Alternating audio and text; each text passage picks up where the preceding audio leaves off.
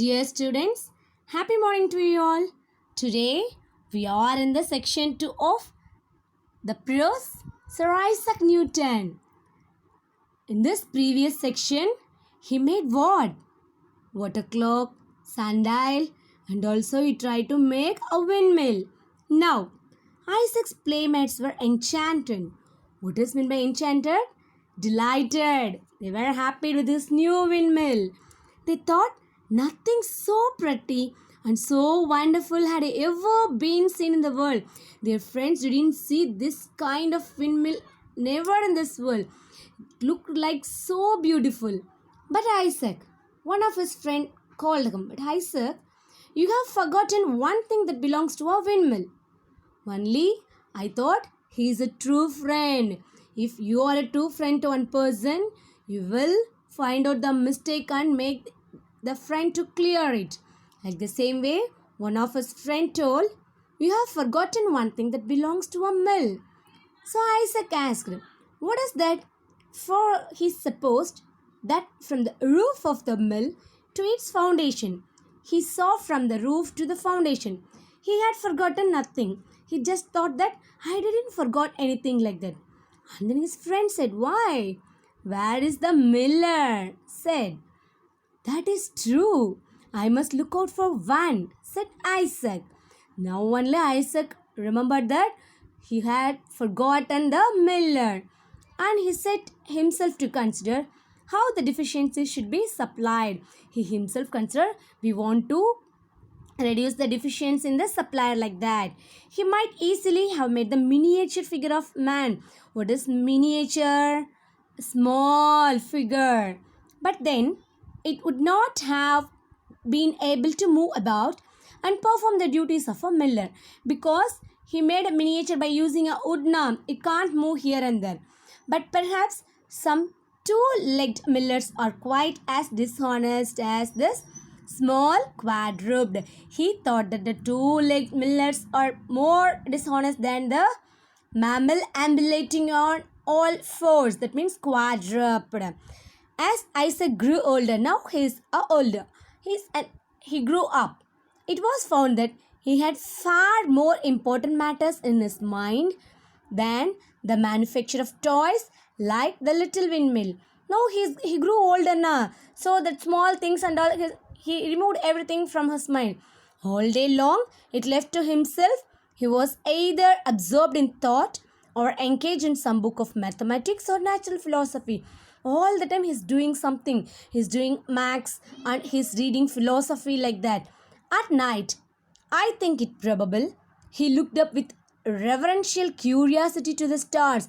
Now he wants to do something with the stars. He wants to know many important things about the stars and wondered whether the worlds like our own and how great was their distance from the earth and what was the power that kept them in their courses like that. Now he saw the stars through a microscope and he was very wondered. Wow, how the world is so wonderful. Like our own, our earth is very wonderful. We are very distant from here to there now from sky. And what was the power to keep our here like that be stable now here we are all? Perhaps even so early in life, Isaac Newton felt a presentiment that he should be able hereafter to answer all these questions. He wants to find answer to all these questions. So all the time he did something, he's reading about something to find out the answer for his questions. When Isaac was 14 years old, now he was 14 years old, his mother's second husband being now dead. His mother's second husband was now dead. She wished her son leave school and assist her in managing the farm at Ulstrop. Now he made her son to leave from that school and assist her to helping him in the farm. Where? Ulstrop, his birthplace now. For a year or two, therefore, he tried to turn his attention to farming. Afterwards, all his ideas, that means he wants to find out why stars are there, which kind of force kept us here stable like that.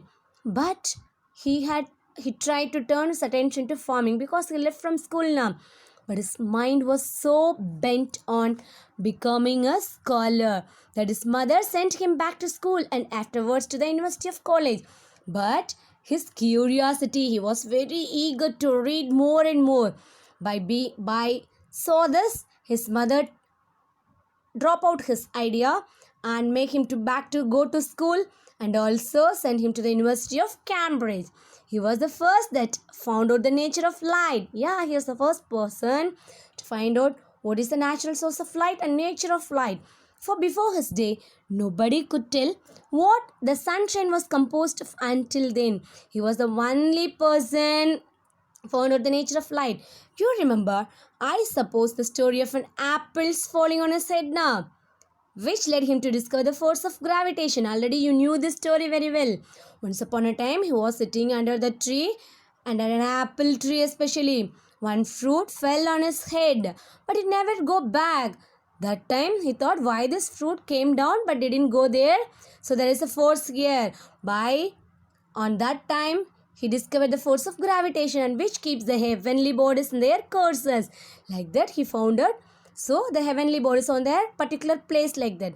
When he had once got hold of this idea, he never permitted his mind to take rest until he had searched out all the laws by which the planets are guided through the sky. No, he didn't take rest. Oftenly he searched something. Why? How the planets are stand there like that. Finally, he found out the answer. This he did as thoroughly as if he had gone up among the stars and tracked them in their orbits. Now he found out why the planets are there, standing there or moving there. He found out the answer because they circling around the stars. As a boy, he had found out the mechanism of a windmill. As if he was a small boy, at the time of a small boy, he found out how to make a windmill. And as a man, now he was grown up now. He explained to his fellow men the mechanism of the universe. In small boy itself, he found out the gravitational force, everything like the same way. Now he found out the mechanism of the universe.